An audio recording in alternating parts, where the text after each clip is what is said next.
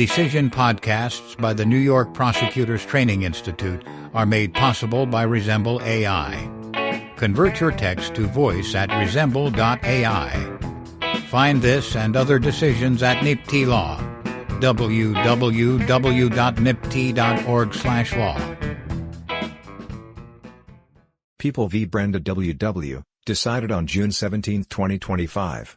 Wilson, Chief Judge. In 2019, the legislature enacted the Domestic Violence Survivors Justice Act, DVSJA, to give incarcerated domestic violence survivors the opportunity to apply for resentencing to obtain relief from long, unfair prison sentences that overestimate their threat to public safety. Assemblyman in support, Bill Jackett, L. 2019, Chapter 31, at 6, see CPL 440.47, Penal Law Section 60.12. In 2020, Brenda W.W., a domestic violence survivor incarcerated for killing her partner, applied for resentencing under the DVSJA. County Court denied her application. The Appellate Division found that Brenda satisfied the statutory criteria and that the circumstances warranted granting relief. The Appellate Division reduced Brenda's sentences pursuant to the DVSJA and imposed maximum periods of post-release supervision. The court noted that Brenda had been incarcerated for over 15 years, 7 years more than the DVSJA maximum for her convictions, and it stated that the excess time should be credited toward her 5-year post-release supervision term, leaving her with no post-release supervision to be served. The people advanced two arguments on appeal. First, they contend that in a DVSJA resentencing, the Appellate Division is limited to review the resentencing court's decision for abuse of discretion, but instead review the order de novo. We reject the people's contention. The Appellate Division has plenary review power and as full an ability as the lower court to make its own factual findings. Here, the Appellate Division properly exercised that power in resentencing Brenda as a DVSJA offender. Second, the people contend that the Appellate Division erred by holding that Brenda's excess time of incarceration should be applied to her term of post-release supervision, with the effect that upon release she would not be subject to post-release supervision. That contention has merit. The DVSJA requires resentencing courts to impose a term of post-release supervision, and Brenda's excess time spent incarcerated cannot be credited toward the term. Because the Appellate Division's imposition of the maximum permissible post-release supervision may have been affected by its incorrect assumption that her excess time of incarceration could be credited against the post-release supervision required in DVSJA resentencings, we remit to that court for consideration of an appropriate period of post-release supervision. 1. In 2007, Brenda W.W. killed her partner by stabbing him in the back with a butcher knife. The relationship had been a violent one for nearly a decade. According to Brenda, the victim regularly subjected her to severe physical and emotional abuse. Brenda was charged with manslaughter in the first degree, Penal Law Section 125.20, assault in the first degree, id. Section 120.10, and criminal possession of a weapon in the third degree, id. Section 265.02. She was convicted after a jury trial and, in August 2008, was sentenced to 25 years incarceration to life. On appeal, the Third Department reversed her conviction after finding that the trial court abused its discretion in denying her motion for an adjournment to allow for the availability of an expert witness. She intended to present a psychiatric expert to testify on battered person syndrome to support her justification defense. Following a retrial, she was again convicted of all charges, and in January 2010 was sentenced to 20 years imprisonment and 5 years post-release supervision on the manslaughter and assault counts, and an indeterminate term of 3 to 6 years imprisonment on the criminal possession count, to run concurrently. In March 2020, Brenda moved for resentencing pursuant to the DVSJA. The legislature enacted the DVSJA in recognition of the national epidemic of domestic violence and the failure of prior law to allow judges discretion to fully consider the impact of domestic violence in making sentencing determinations. Assemblyman in support, Bill Jackett, L. 2019, Chapter 31, at 6. The Act expanded judicial discretion at both the initial sentencing stage and through retroactive relief mechanisms. As amended, Penal Law Section 60.12 now permits courts to sentence defendants to an alternative, less severe sentence if the defendant was a victim of domestic violence and convicted of certain eligible offenses. For presently incarcerated persons serving sentences of at least 8 years, CPL 440.47, 1a, allows them to apply for resentencing pursuant to the framework established in Penal Law Section 60.12, 1. That framework bases entitlement to resentencing on a three-pronged test.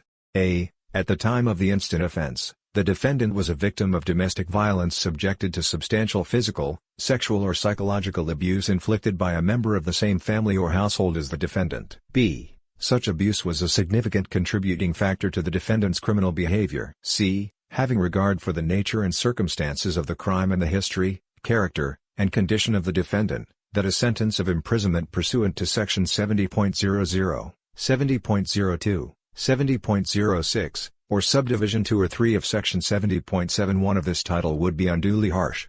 Penal Law Section 60.12. Upon a determination following a hearing that an applicant satisfies those criteria, the court may instead impose an alternative DVSJA sentence. County Court denied Brenda's application after a hearing, finding that she failed to meet her burden on any of the three prongs. Although the court acknowledged that there was domestic violence in the defendant's and the victim's relationship, as well as in the defendant's prior relationships and family history, the court concluded that the abuse was neither substantial nor a significant contributing factor to her offense. The court also concluded that, under the circumstances, Brenda's sentence was not unduly harsh, reasoning that the record reflected a mutually abusive relationship aggravated by the substance abuse of both parties, that Brenda was not in imminent danger from the victim when she committed the offense, and that her offense was indeed a brutal crime. Brenda appealed, CCPL 440.47, 3. The Appellate Division, with 2 justices dissenting, effectively reversed County Court's order denying resentencing, granted the application, modified the sentence by reducing Brenda's sentences, and remitted to County Court, 22283 D 1188. In accordance with Penal Law Section 60.12, 8, A, and C, the court imposed reduced sentences of 8 years incarceration and 5 years post-release supervision on the manslaughter count, 8 years incarceration and 5 years post-release supervision on the assault count, and 2 years incarceration on the criminal possession count. On the first prong, the court disagreed with County Court's determination that the abuse Brenda faced was anything less than substantial, pointing to the submissions Brenda included as part of her application that showed her lengthy history of exposure to abusive relationships in her family and prior relationships, as well as the physical abuse she suffered at the hands of the victim, which included being burned with cigarettes, pushed down a set of stairs, having her teeth chipped, neck stomped and nose broken. On the second prong, the court concluded that the record established Brenda's conduct was significantly attributable to the abuse, relying on Brenda's trial testimony about the victim's acts immediately before the stabbing. On the final prong, the court determined that Brenda had sufficiently established that the facts and circumstances of her case warranted an alternative sentence, for example, the fact that Brenda appeared genuinely remorseful and that many of her prior convictions were attributable to her long-standing struggle with substance abuse. 2 justices dissented. The dissent agreed with the majority's analysis on the first 2 prongs, but disagreed with the majority's determination that, under the circumstances, Brenda's sentence was unduly harsh, citing the history of mutual violence between the parties, the volume of alcohol defendant consumed the night of the incident, defendant's ever-changing story of the events of that night and her failure to take responsibility and accept that her actions caused the victim's death. One of the dissenting justices granted the people leave to appeal. 2. First, the people argue that the Appellate Division erred by failing to defer to County Court's determination denying Brenda space DVSJA relief. That contention is meritless. The Appellate Division is empowered to review the record and draw its own factual and legal conclusions in determining that relief was warranted.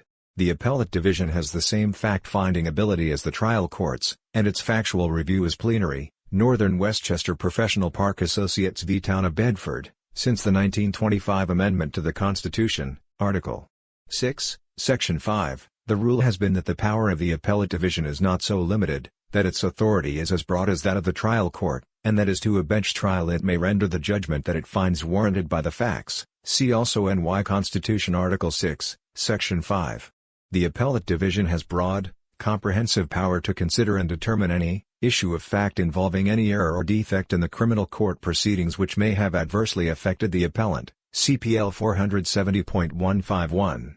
This review power enables the Appellate Division to conduct an independent assessment of the record and make factual findings that may differ from those made by a lower court. See People v. Brown, see also People v. Harry, noting the Appellate Division's power to make new findings of fact.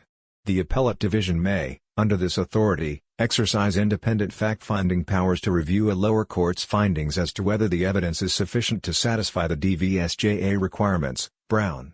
The people refer to various statements in DVSJA's legislative history stating that the act was designed to vest judges with resentencing discretion, and accordingly argue that a court's DVSJA determination must be reviewed by the Appellate Division under an abuse of discretion standard. See for example NY Assembly Debate on Assembly Bill 03974, March 4, 2019. The application for this gives the judge the discretion to provide this relief. The bill is subject to the discretion of the judge. It only gives discretion to the judges to resentence. It doesn't mandate it. However, nothing in the DVSJA purported to alter the review power of the intermediate appellate courts, whose justices are also judges, which includes the power to substitute its own discretion regardless of any abuse of discretion by the lower court. See People v. Cruikshank, UFT People v. Don Maria C. In any case, as we have long held, the Appellate Division's plenary fact-finding power is rooted in the Constitution and therefore cannot be statutorily abrogated. NY Constitution Article 6, Section 5, see York Morgue Corp. Explaining that the 1925 amendment to the Constitution reinvested the Appellate Division with power to make a full and complete adjudication on the facts and render the judgment which the facts warrant. In sum, the Appellate Division was fully entitled to, as both the majority and dissent in fact did, make its own factual findings and, based on those findings, substitute its discretion for that of county court and reach a different judgment on each of the three statutory prongs. Because its decision has factual support in the record, we have no basis to overturn it. 3. Second, the people contend that Appellate Division erred by holding that the time Brenda spent incarcerated under her legal sentence in excess of the time set by her reduced DVSJA sentence should be credited against her post-release supervision time, with the effect of eliminating it entirely. We agree. The DVSJA requires that resentenced defendants be given a period of post-release supervision. Penal Law Section 70.45, 2, f, states that the period of post-release supervision for resentences imposed under Penal Law Section 60.12, 8, shall be not less than 2½ years nor more than 5 years. That requirement is specific to DVSJA resentences. The provision of the penal law relied on by the Appellate Division, Section 70.455d, is not applicable. It sets out rules applicable to people who have violated a condition of post-release supervision by absconding, are declared delinquent, and must serve a time assessment. It provides that for persons who complete their terms of incarceration during their time assessment, any additional time spent confined under the time assessment is credited toward diminished post-release supervision time. Brenda has not absconded during post-release supervision, so that provision is not relevant here. The Attorney General, in its letter responding to this court's inquiry, notes that DOCS's long-standing practice is to credit individuals with excess time spent in prison against a term of post-release supervision. The Attorney General directed us to a different section of the penal law, Section 70.455a, which requires that a term of post-release supervision shall commence upon a person's release from imprisonment to supervision by DOCS, interpreting that provision to mean that post-release supervision should commence upon the individual's entitlement to release, emphasis added. However, the word entitlement does not appear in Section 70.455a. Instead, the plain language mandates that post-release supervision commences upon release, not entitlement, and expressly addresses what happens when a sentence is reduced under the Act. A mandatory term of post-release supervision attaches. See People v. Blue. The starting point in any case of interpretation must always be the language itself, giving effect to the plain meaning thereof, citing People v. Gallo. Here, the Appellate Division reduced Brenda's sentences, imposed the maximum time of post-release supervision, and remitted the matter to county court for further proceedings. See CPL 470.45. The resentence and imposition of post-release supervision complies with the DVSJA. The statement that Brenda's time spent incarcerated in excess of the reduced sentence should be credited toward the term of post-release supervision is error. Because we cannot determine whether the Appellate Division's decision to impose the maximum term of post-release supervision was based on its erroneous assumption that Brenda would not actually serve any term of post-release supervision, we remit to that court to determine the appropriate term of post-release supervision. See for example People v. Brisman, People v. Baugh, People v. Ryder. The dissent agrees that the provision cited by the Appellate Division as authority for freeing Brenda from post-release supervision is inapplicable. Nonetheless, the dissent contends that we should not resolve the issue for two reasons. First, the issue is not properly presented. Second, resolving it is not necessary to the outcome of the appeal. Neither reason has merit. First, the issue is properly before us. The people would have had no reason to raise crediting in county court because county court denied Brenda's resentencing motion. Nor would the people have had any reason to raise it on Brenda's appeal, because Brenda did not argue that, should the appellate division reverse and reduce, or direct the reduction of, her sentence, her excess time of incarceration, if any, should be credited against any term of post-release supervision. The first opportunity to raise the crediting issue was when the appellate division, sua sponte in its decision, referred to crediting. The people raised, and the parties extensively briefed, that issue on appeal to this court, which was the people's first opportunity to do so. See for example People v. Scott. The record here shows no such opportunities for defendant to discover the error and raise it with the court. See also CPL 450.90, 1, 2, a, giving the people the opportunity to appeal any adverse or partially adverse DVSJA ruling to the Court of Appeals, provided the intermediate appellate court's determination of reversal or modification was on the law alone or upon the law and such facts which, but for the determination of law, would not have led to reversal or modification. If, as part of its reasoning, a lower court cites an inapplicable statute or reaches an erroneous legal conclusion that may have affected its result, we are not barred from identifying the correct legal authority that, if correctly apprehended by the lower court, may have altered its decision. That is precisely what we recently did in People v. Brisman and People v. Ba, where the appellate division used, Brisman, or might have used, Ba, an incorrect standard that might have, though did not necessarily, affect the result, and we remitted so to ensure that the appellate division's result was not based on a misinterpretation of law. Here, the appellate division's decision to impose the maximum term of post-release supervision may have been based on its mistaken statement that Brenda would, in fact, not serve any of it. Second, the dissent is also mistaken that resolving this question is not necessary to the outcome of this appeal. The question before us is not, as the dissent contends, whether the appellate division directed or ordered county court to direct that docs calculate defendant's sentence in a particular manner. The question is whether the appellate division's exercise of its discretion on appeal may have been based on its erroneous legal conclusion that Brenda would not serve a post-release supervision term. Because we answer that question in the affirmative, we remit to give the court the opportunity to impose a post-release supervision term under the correct legal framework. 4. In sum, the appellate division was within its plenary factual review power when it reversed and reduced Brenda's sentence pursuant to the DVSJA, but because the court's imposition of the maximum term of post-release supervision may have been based on its erroneous conclusion that time Brenda spent incarcerated beyond that imposed by the DVSJA, resentencing could be credited against the term of post-release supervision required by the DVSJA, the order of the appellate division should be modified, without costs, by remitting the case to the appellate division for further proceedings in accordance with this opinion and, as so modified, affirmed. In sum, rather than upend docs' settled practice, I would wait to decide this important issue when it is properly presented and briefed. I would therefore affirm the appellate division order. Order modified, without costs, case remitted to the appellate division, 3rd Department, for further proceedings in accordance with the opinion herein and, as so modified, affirmed. Opinion by Chief Judge Wilson. Judges Rivera, Garcia, Canataro and Halligan concur. Judge Singh's dissents in an opinion, in which Judge Troutman concurs. Decided June 17, 2025.